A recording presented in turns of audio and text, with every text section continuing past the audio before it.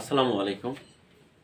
আমি ইরশাদুর রহমান, বাংলা পরিবারের পক্ষ থেকে আজকে তোমাদের মাঝে নতুন ক্লাস নিয়ে উপস্থিত হলাম। আজ থেকে যে টপিকসগুলো আলোচনা করব সে টপিকসগুলো হচ্ছে নবম এবং দশম শ্রেণীর যে বাংলা ব্যাকরণ বইটা আছে, এই ব্যাকরণ বইয়ের প্রথম অধ্যায় থেকে প্রথম পরিচ্ছেদ থেকে একেবারে শেষ পর্যন্ত পর্যায়ক্রমে পর্ব আকারে পাবা। আজকের যে আলোচনার বিষয় সেটা হচ্ছে প্রথম অধ্যায়ের প্রথম পরিচ্ছেদ ভাষা। চলো তাহলে আমরা ভাষা নিয়ে আলোচনা করি। ভাষার দুইটি রূপ, একটা হচ্ছে লৈকিক রূপ আর একটা হচ্ছে মৌখিক রূপ। লৈকিক রূপ যেটা লেখার মাধ্যমে হয়, মৌখিক রূপ যেটা মুখে নিঃসৃত হয়। তো ভাষা বিষয়ে মোটামুটি তোমরা নিজেরাই অল্প একটু অধ্যয়ন করলেই পারবা। আমি তোমাদের ভাষা পরিচ্ছেদের সবচাইতে আলোচনার বিষয় যেটা, সেটা হচ্ছে বাংলা ভাষার শব্দ ভাণ্ডার। বাংলা ভাষার শব্দ ভাণ্ডার গুলোর ভিতর তৎসম, অর্ধ তৎসম, তদ্ভব, দেশি বিদেশি যে শব্দগুলো আছে, এগুলো তোমাদের জন্য খুব কঠিন হয়ে দাঁড়ায়, সহজে তোমরা পারো না। কিছু কৌশল আছে, এই কৌশলগুলো যদি একটু অবলম্বন করি তাহলে অতি সহজে এই শব্দগুলো আমরা চিনে ফেলতে পারবো। তাহলে চলো দেখো, বাংলা ভাষার শব্দ ভাণ্ডারকে আমরা প্রধানত উৎসগত দিক থেকে, উৎসগত দিক দিয়ে শব্দকে পাঁচ ভাগে ভাগ করতে পারি। ভাগগুলো কি কি দেখো, আমি বলতেছি ভাগগুলো কি কি। তৎসম শব্দ, অর্ধ তৎসম শব্দ, তদ্ভব শব্দ, দেশি শব্দ, বিদেশি শব্দ। এখন আমি তোমাদের মাঝে খুব সহজে এই তৎসম শব্দগুলো আমরা কিভাবে খুব সহজে চিনতে পারবো সেই বিষয় নিয়ে আলোচনা করব। তৎসম এর অপর নাম, তৎসম এর অপর নাম সংস্কৃত।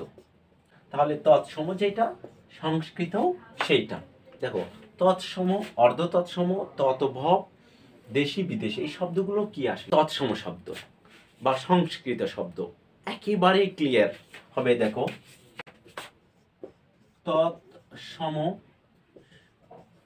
শব্দ থেকে যে সকল শব্দ সরাসরি বাংলা ভাষায় এসেছে তাকে তৎসম শব্দ বলে। সংস্কৃত একটা ভাষা ছিল এক সময়, অনেক বছর আগে, কয়েকশো বছর আগে সংস্কৃত একটা ভাষা ছিল। সেই ভাষার শব্দগুলো, যে শব্দগুলো কোনো পরিবর্তন না হয়ে সরাসরি বাংলার ভিতর প্রবেশ করেছে, তার ভিতর কোনো পরিবর্তন হয় না, সেইগুলো হচ্ছে তৎসম শব্দ বা সংস্কৃত শব্দ। সংস্কৃত বা তৎসম ভাষা থেকে যে সকল শব্দ সরাসরি বাংলা ভাষায় এসেছে তাকে তৎসম শব্দ বা সংস্কৃত শব্দ বলে। তাহলে আমরা এখন তৎসম শব্দ কিভাবে সহজে চিনবো তার কয়েকটি দিক তোমাদের সামনে আলোচনা করতেছি, একটু মনে রাখবা, তাহলে ইনশাআল্লাহ সবকিছু পেরে যাবা। দেখো, তৎসম শব্দ চিনিবার উপায়, আমরা কিভাবে তৎসম শব্দ খুব সহজে চিনবো। দেখো, কয়েকটি নিয়ম মনে রাখবা। র অবলিক রেপ থাকলে, রি অবলিক রিকার থাকলে, ফলা থাকলে, মূর্ধন্য স অবলিক মূর্ধন্য না থাকলে, দুটি শব্দের পুরানো রূপ থাকলে। এখন দেখো কিভাবে বুঝবা র অবলিক রেপ থাকলে। যেমন আমি বললাম বর্ষা, এখানে দেখো রেপ আছে, বর্ষা মূর্ধন্য ষ আছে, তার মানে এটা তৎসম শব্দ। আমি বললাম কারণ, র আছে, মূর্ধন্য ন আছে, তৎসম শব্দ। রি অবলিক রিকার থাকলে, যেমন কৃষি, ঋণ, কৃষাণ ইত্যাদি। ফলা থাকলে, ফলা আমরা জানি কয়টি? 6টি ফলা। 6টি ফলার যে কোনো একটি থাকলে। আমি বললাম ব্যাকরণ,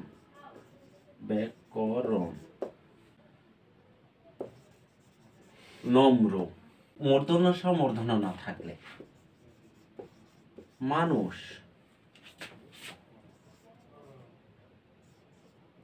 সরানন, ষড়ঋতু ইত্যাদি। মূর্ধন্য ন যেগুলোতে মূর্ধন্য ন হয়, যেমন আমি বললাম যে অপরাহ্ন, অপরাহ্ন, আমি বললাম হরিণ, হরিণ, এই শব্দগুলো তৎসম শব্দ। দুটি শব্দের পুরানো রূপ থাকলে, দুটি শব্দের পুরানো রূপ থাকলে কি হয়, আসলে দুটি শব্দের পুরানো রূপ থাকলে কি হয় এটা তোমাদের একটু ভিন্ন করে দেখাতে হবে। দেখো এই শব্দগুলোই তৎসম শব্দে আছে, তৎসম শব্দ থেকে একেবারে সম্পূর্ণরূপে পরিবর্তন হয়ে কোথায় চলে এসেছে বাংলা ভাষায়। এইগুলো দেখো কান, হাতি, হাত, হাত, মাথা ইত্যাদি স্থান করে নিয়েছে। এগুলো হচ্ছে তদ্ভব শব্দ, এগুলো হচ্ছে তৎসম শব্দ, অর্থাৎ দুইটা শব্দের পুরানো রূপটি। পুরানো হচ্ছে কর্ণ, সেখান থেকে এসেছে কান, আবার বললাম যদি চন্দ্র বলি সেখান থেকে চাঁদ ইত্যাদি এই শব্দগুলো। তৎসম শব্দ তোমরা খুব সহজে চিনে নিলা, আমার মনে হয় তোমাদের আর তৎসম শব্দ ভুল হবে না। কিভাবে তুমি অর্ধ তৎসম শব্দ চিনবে? দেখো, যে শব্দগুলো সংস্কৃত ভাষা থেকে সামান্য পরিবর্তন হয়ে বাংলা ভাষায় স্থান করে নিয়েছে, বর্তমানে তাদের কোনো প্রচলন নেই, সেই শব্দগুলোকে অর্ধ তৎসম শব্দ বলে। সেই শব্দগুলোকে কি বলা হয়? অর্ধ তৎসম শব্দ বলা হয়।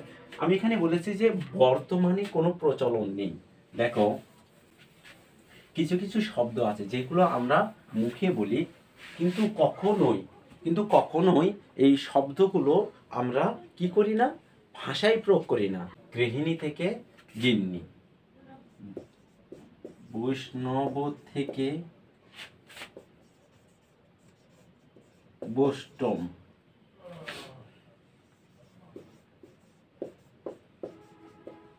কুৎসিত থেকে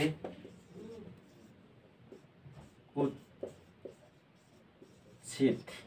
ইত্যাদি। দেখো, আমি যেটা একটু বললাম সেটা হচ্ছে বর্তমানে যেগুলো প্রচলিত আছে, কিন্তু সেটা লৌকিক ভাষা বা লিখিত ভাষায় আমাদের মাঝে প্রচলন নাই।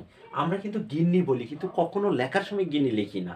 অর্থাৎ গৃহিণী, গিন্নি, বৈষ্ণব, বৈষ্টম, কুৎসিত, কুৎসিত এই শব্দগুলো হচ্ছে অর্ধ তৎসম, অর্থাৎ তৎসম শব্দ থেকে কিঞ্চিত পরিবর্তন হয়ে প্রাকৃত পর্যন্ত এসেছে, তারপরে আর কোনো পরিবর্তন হয় নাই। গৃহিণী থেকে গিন্নি হয়েছে, বৈষ্ণব থেকে বৈষ্ণব হয়েছে, কুৎসিত থেকে কুৎসিত হয়েছে। এবার আমি যেটা বলবো সেটা হচ্ছে তদ্ভব শব্দ। যেসব শব্দ মূল সংস্কৃত শব্দ থেকে স্বাভাবিকভাবে পরিবর্তন হয়ে প্রাকৃতের মধ্যে দিয়ে বাংলা ভাষায় স্থান করে নিয়েছে, সেই শব্দগুলোকে বলা হয় কি তদ্ভব শব্দ। আমি লিখলাম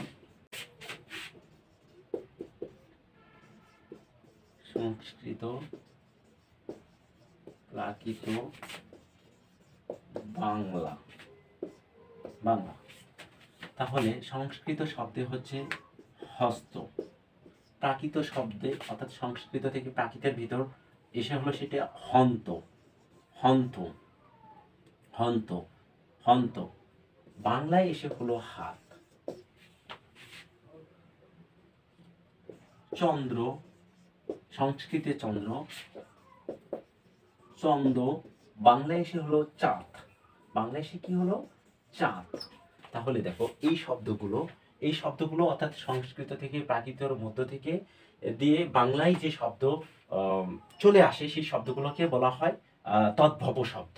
তাহলে তদ্ভব শব্দ আর একটা পদ্ধতি আছে, আর একভাবে তোমরা জানতে পারবে সহজ হিসাবে, সেটা হচ্ছে দেখো সংস্কৃত শব্দ, সংস্কৃত তারপরে সরাসরি দেখো বাংলা, এটা মনে রাখবা। সেটা হচ্ছে দেখো এখানে যদি বলি কর্ণ, দুইটি শব্দের মধ্যে পুরানো রূপ যেটা, সেটা হচ্ছে সংস্কৃত শব্দ। কর্ণ থেকে কান,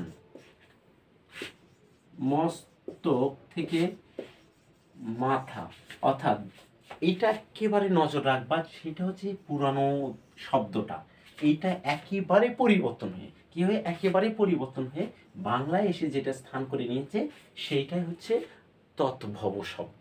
দেখো কর্ণ থেকে কান, মস্তক থেকে মাথা, হস্তি থেকে হাতি, এই শব্দগুলো, এই সকল শব্দগুলোই কি শব্দ? তদ্ভব শব্দ। আচ্ছা, আজকে আমরা যে আলোচনা করলাম, তৎসম, অর্ধ তৎসম, তদ্ভব শব্দ নিয়ে আলোচনা করলাম। এরপরে দেশি এবং বিদেশি শব্দ আগামী ক্লাসে তোমাদের মাঝে উপস্থিত করব ইনশাআল্লাহ। এ পর্যন্ত তোমরা ভালো থাকবে, সুস্থ থাকবে, আর আমার এই ক্লাস যদি তোমাদের ভালো লেগে থাকে তাহলে আমার ইউটিউব চ্যানেল বাংলা পরিবারকে লাইক, কমেন্ট, শেয়ার এবং সাবস্ক্রাইব করে আমাকে পরবর্তী ক্লাসের জন্য উৎসাহিত করবে। ভালো থাকবে, সুস্থ থাকবে। আল্লাহ হাফেজ।